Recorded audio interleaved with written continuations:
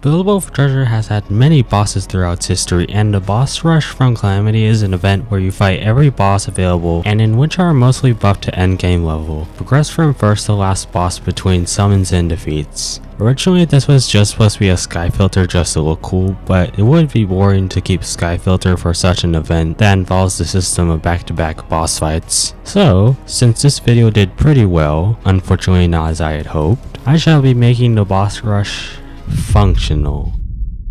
Now I'm just going to say, this one took a while to put together, about 2 weeks worth of fixing mechanics and building stuff, so I didn't record the building process of the last 2 bosses or I would have lost it. But first, let's organize how the boss rush should be played out. For the participant, other than that they must have PvP mode on, they can only use 4 normal jetpacks, a hand cannon, and a way to get to their plot cliffs, because they will also have to launch before doing the boss rush. I won't be preventing the plot from doing the conveyor effect, as long as it is just used so the participant can maneuver better, not just to use all their scalable blocks to seal them off from attacks. And I can only use regular scalable blocks. And since we're bringing almost every boss out of their original fighting arenas, they're going to need to be adapted in form or attacks in order to be fairly fought in the main map without having to build a whole bunch of arenas that would be too hard to enter by other teams anyways. And as for the tiers, instead of 5, there will be 4 tiers due to the dull amount of bosses to even be able to fit into 5 tiers, without making each tier make little to no sense. Here's a quick chart for the bosses for each tier so I don't ramble too much about it.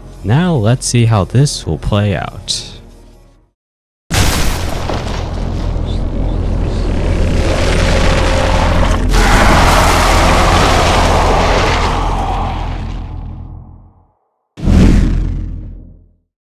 The first boss to functionalize will be the skeleton boss, which originally throws a bunch of hands and teleports into dark fog, but I can't make dark fog or an alternative without admin commands or spending too much time on my AFK grinder. You're going to want to remember those words, because I actually do end up grinding for about 8 hours in total on 2 trips. So with the advantage of the overcast shadow caused by the sky filter, I made the whole skeleton boss 75% transparent except for the eyes.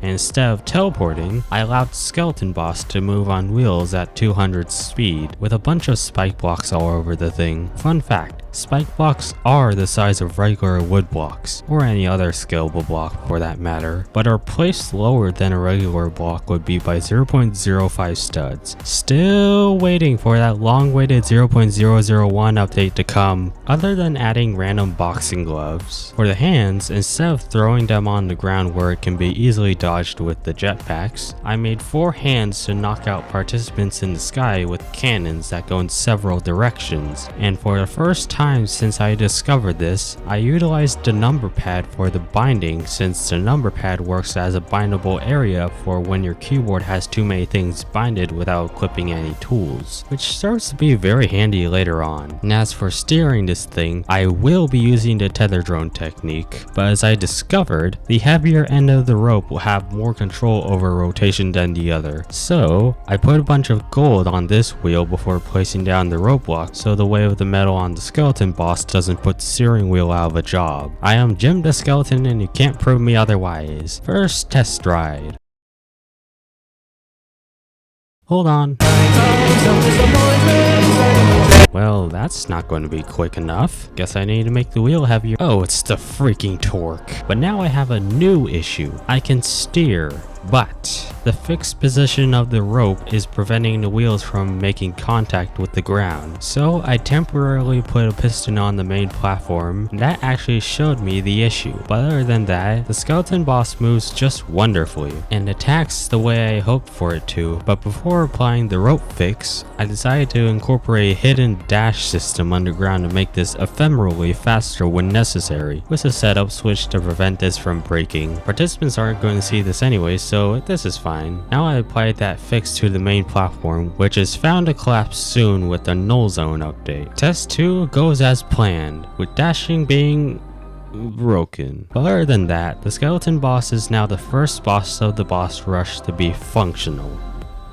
The second boss to functionalize will be the jack-o'-lantern boss, which originally runs around beneath a patch of jack-o'-lanterns and shoots lasers at players. Oh, this is going to be easy. For attacking, I just had to add a strangely simple raising and lowering system to the arms, with pistons and a slew of miniguns that go in unique directions. What's for dinner? My favorite! Plus, since this is so tiny, I could just add a few boat motors directed with a wheel using the tether drone technique, and oh yeah, the null zone definitely does something to blocks. Now all that was left was to make everything invisible, collision off, and now it has come to begin testing. I also made the arms thin so that they're harder to shoot by the participants' hand cannons, and everything else pretty much goes great, except for one thing. Toggling the jack-o'-lantern is possible, so I added a gold force field like block around it, along with some spike blocks for surprise contact damage, and that is the second boss of the boss rush to be functional. The last boss for tier 1 to functionalize will be the Fabby boss, in which comes in two types. Maybe. But he basically drops a bunch of giant bread slices, launches rockets, yaps more than any boss in Bilbo for Treasure history, and has a pet dinosaur. I will be excluding the duck since it would make the boss rush progress slower. Either that or I just don't want to stare at a shoddy attempt at recreating it. But other than that, I first start off with everyone's favorite. It's bread, but instead rotates rapidly instead of dropping. If only we had bread this big in real life. I tried using the tether drone technique for this one, which doesn't end well. Now, the dinosaur. That shouldn't take long. All I need to do is just make those limbs and I'll be fine. Should take around 20 minutes to make. I just spent 2 hours building a freaking dinosaur! And as for Fabby himself, I made this cannon sphere to emulate the rocket science attack he has and replaced the rope with a plain wheel, which slightly makes the mechanics simpler. I also added some spike blocks and wheels for the dinosaur since wheels would also work just fine for that. Now to test the two of them. And as I intended, the bread is rotating very quickly to prevent easy hits on Fabby. Plus, this thing, which I rotated slightly forward so that where Fabby is rotated further determines where the cannonballs go. But for the dinosaur, I have no idea how to add its proper animation, so it just does this all over the map. Now tier 1 of the boss rush is completely functional. The first boss of tier 2 to functionalize will be the Gingerbread boss, which just acts like any other hostile gingerbread man, but gigantic. I made this wacky walking mechanism which originally failed, probably because of the lack of power on the wheel, but since this is intended to do contact damage, I might as well put some spike blocks on those legs. Luckily we have the mirror tool, so it's not going to require a complicated mechanism to flip these first ones. And to add up on the lethalness, I made a few of these poles so participants can't just duck under the gingerbread boss and expect to be fine. And since participants are allowed to fly, I'm going to make a slew of cannons on the top of its head to make flying a little more difficult. I also manually placed down individual cannons on these ends since that seemed easier than grabbing a larger block to act as a rotation mediator, which didn't hurt. I still got what I expected. And after that, I decided to add a system to make the gingerbread boss go really fast towards participants and gain a higher advantage. Now for the tether drone mechanism, and preventing myself from falling off the control platform. Sure, this may need more weight than the first two though for how big it is. Now I just need to find a perspective camera. All of these cannons and a walking mechanism. Wait until testing comes. Fun fact, placing the first end of a rope in the null zone will make the second end of it detach from where you place it. So that's why I placed another gold block there. Now I just need to make all of these invisible, collision off, and try it out.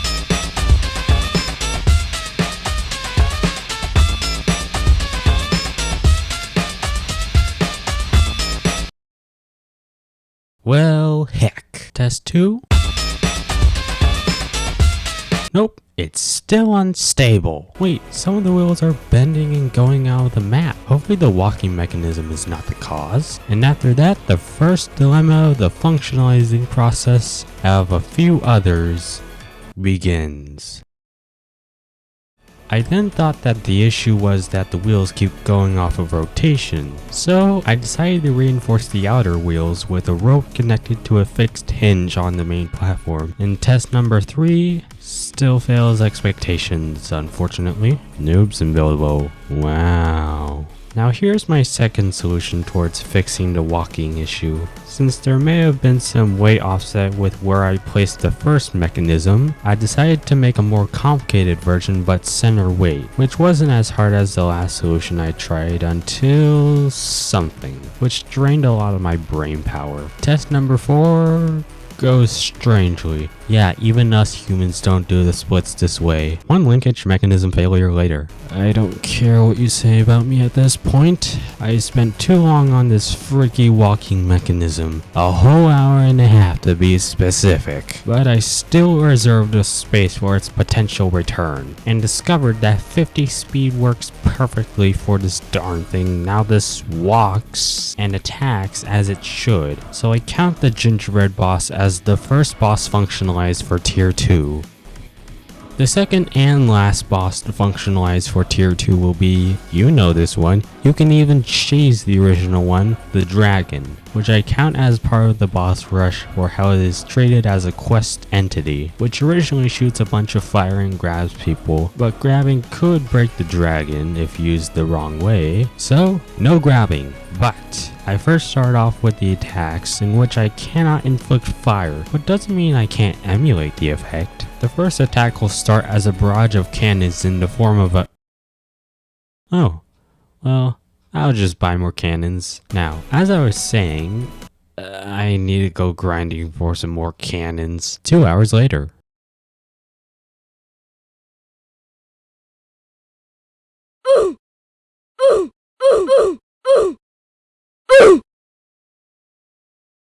I just bought 100 cannons with 8,000 gold. Spectacular. Now the hemisphere is finished, which took a while, but now I can move on to the next attack, which has a bit more focus than the first one and is in the shape of a 4-square grid. Otherwise, what degrees am I rotating by in between this clutter? Now for the next attack, which I will use miniguns for, I tried to make another square with this, but with a bit more range so I'm not just firing a regular beam that could be easily dodged. I did have to relocate these 4 though, and the next attack is going to make flying above, below, or near this more difficult by making a ring of miniguns rotated by 15 degrees each. So what of those stick out? Now I just had to connect these and add even more miniguns to the center. And since it is possible for participants to fly towards the dragon, I'm going to add a dragon full of spike blocks to say otherwise. That's something the original doesn't have. Now, I'm intending for this to stay at a certain level in the sky since unlimited dynamic flight doesn't exist with ropes nor jets. So, I'm making this platform with a rope connecting to the dragon so that when this platform lowers, the dragon doesn't. Otherwise, all of its attacks are worthless. But that one should have match rotation off because this next rope that I will use will be the one actually steering the dragon. And for rapid acceleration across the map, I decided to include a dash system for primary movement since that seems to have the most reasonable speed to match the dragon's attacks. The dragon's steering wheel won't require much weight,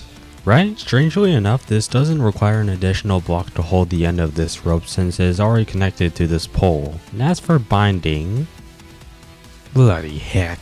Just gonna add some motors to prevent dashing from taking total control over movement. Now I just need to make everything invisible, collision off, and make the dragon collision off, in which I forget to collision off that one freaking scar. And now to test number 1. I unanchor it and I am not satisfied by the dashing speed. It's too freaking fast even for a participant with jetpacks to match. But for the attacks, however, the cannons worked as I pleased, compared to the freaking miniguns. Hold on.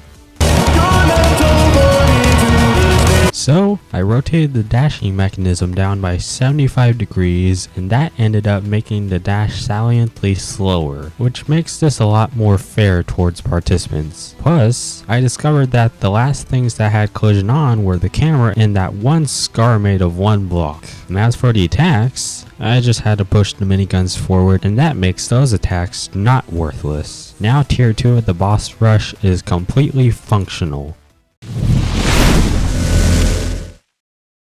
The first boss to functionalize for tier 3 will be the Zeg boss, in which I'll only go with the phase 2 form that originally spews out a bunch of fire, wind, bombs, and hits the battlefield with claws. So first, I add some pistons to actually display the fact that either fire or wind is being used for attacking, making wind go a bit farther just in case fire and wind clip inside each other. And as for the actual attacks, I decided to go with a straight 3x3 grid of miniguns surrounded by some more rotated miniguns on the edges. Now for the claw, which I'll actually make bigger than usual to fit the map's size, which ends up taking me an hour to build. And I already have a good idea as to how the claw would rotate. This is really gonna tank my piston count. And as testing says, the claw works. Now I just need to see its position after the pistons are pushed, which that already looks about right. Oh, and it also pierces through the flagpole. Interesting. Now for what the claw can do, I'm going to need a big wave to snipe players traversing susceptibly on the ground, but it's not going to be made out of one long block the width of the plot. No. I'm making 3 of these, with the left and right side being close to the void to accumulate the total size to the whole map. And the fun part? The spike blocks, which I spaced apart by a bit to conserve them, which also comes to be a sign. Now the top is completely splattered in spikes. Now for the mechanism to effectively rotate these to reasonable spots, in which I first tried this strategy of using pistons and hinges that go by a small distance to rotate these by 90 degrees to do so. And that sign I was talking about? I have to AFK grind for the second time for resources, especially spike blocks, since I haven't grinded for spike blocks ever since they released. I shall be back. 4 hours later, I just bought 660 spike blocks with all 9,000 of my 1 million gold. Now I can actually clone all this to the other side and flip this one piston so I'm not rotating the other side the wrong way. Now for positioning this whole thing the way I want it to, in which the first 4 pistons don't tank my total piston count. But here's something else that I have to do. I need to test what length in units of max piston lengths will make the wave cover the entire map.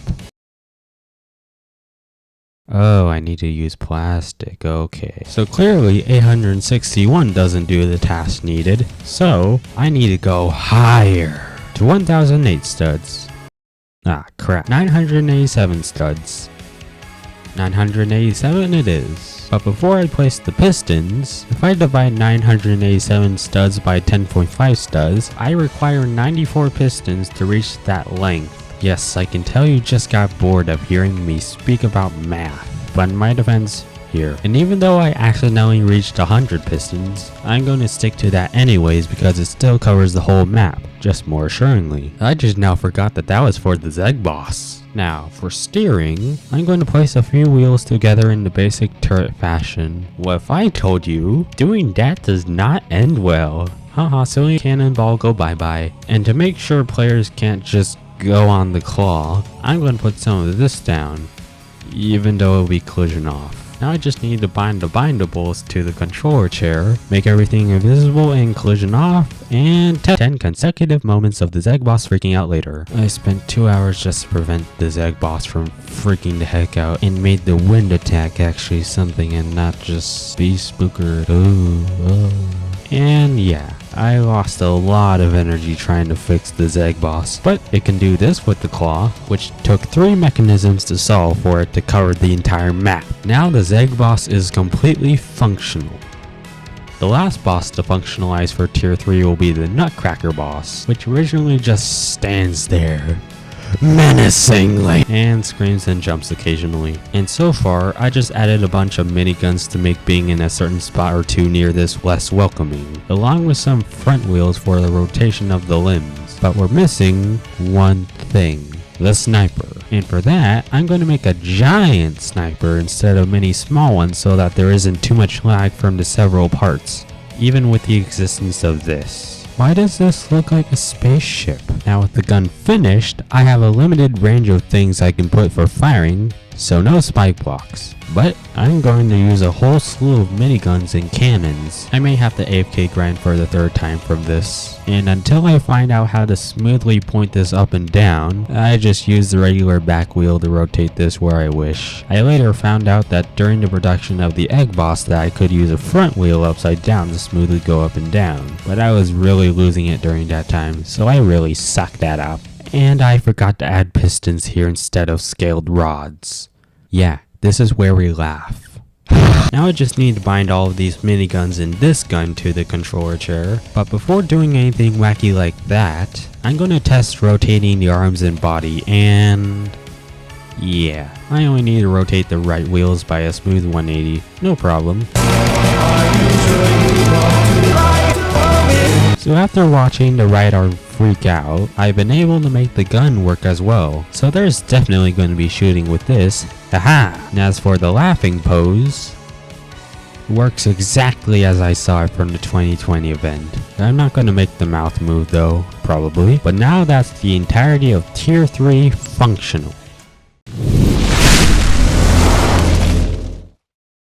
The first boss of Tier 4 to functionalize, and the last I'll do for this video, will be the egg boss. And would you grab a different song? Too intense! Much better. Now, there are 3 separate versions of this boss that I could have picked from to make this happen. I chose the oldest one since that is the best way I can make the egg boss look like it's fighting the player rather than just relying on the battlefield for all of its attacks. It would definitely beat up the 2021 egg boss with his tiny gun compared to this gigantic hammer. So first, I need to cover the egg boss in spikes, just in case participants want to try to touch the fragile egg. Do you think the egg boss is surviving his own mech? After that, the first attack I'll make will be a big laser instead of a warning sign, since this would be able to phase through blocks. Luckily, I didn't have to use a whole line of spike blocks since an 8 block gap already works for a laser connected by a long rod. Wait, if I clone this, these pistons will fuse together. Maybe if I make this go... oh.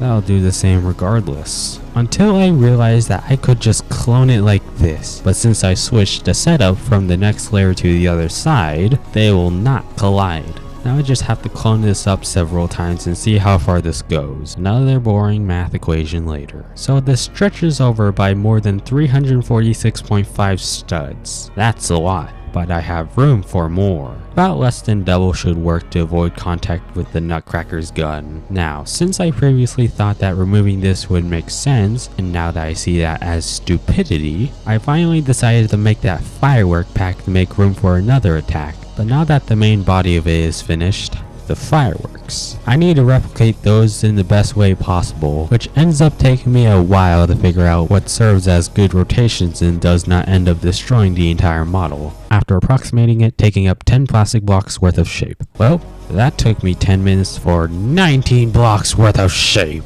Now we can launch fireworks with this one, and if you look closely, you get a nice fragile block. Since I ran low on miniguns, I decided to use just one row of miniguns, but on a fast wheel to make up for it. Just gonna connect this to nothing. Put that wall over there. Now for rotating the arms, in which I first had to connect them to hinges connected to the main body. And for actually doing so, I had to use 3 front wheels so that these can rotate in a 90-degree angle, up for the gun and down for the hammer. Now I just need to bind all these pistons and things like that, including these stacked wheels, make them invisible, add lasers that I should have had to begin with, collision off, and test it. I said test it. What the heck? Everything's unanchored. Why isn't this? Oh my god, why? And 2 issues I am now served with are that one of the segments of lasers are binded to W and S and not the original keybinds I made for it. And this thing does not steer swiftly as it should, but rigidly. But before I investigate that, let's see a few attacks in action. And the laser already proves to be functional, and so do the fireworks. Clearly it's not caused by the fireworks attack. Nothing wacky is going on with the arms, which is not the issue either. not even going to question that. Okay, the hinge on the second wheel causes most of it, because the egg boss clearly doesn't do this when looking up or down. But it's the fact that I'm using two wheels connected to each other for steering. Hold on. Hey, you. Want to hear a joke about me killing the Egg King's son? After several reloads, I discovered that I just had to use an upside down wheel for steering. Now I apparently held down a key used for the pistons used for the laser on accident while binding this thing. But other than that, the egg boss contraption steers smoothly. I can fire my laser, the arms can rotate smoothly, the fireworks launch as intended, and the hammer can do this. Yeah. I'm sharing an attack. You got an issue with that? And that makes the egg boss the first boss of tier 4 functional. I hope participants won't be super confused doing the boss rush after seeing this, and that this was interesting, and I hope you have a good day. Now if you excuse me, I gotta figure out why the computer boss doesn't have a working face. Subscribe to Usher Bloxian. That's normal.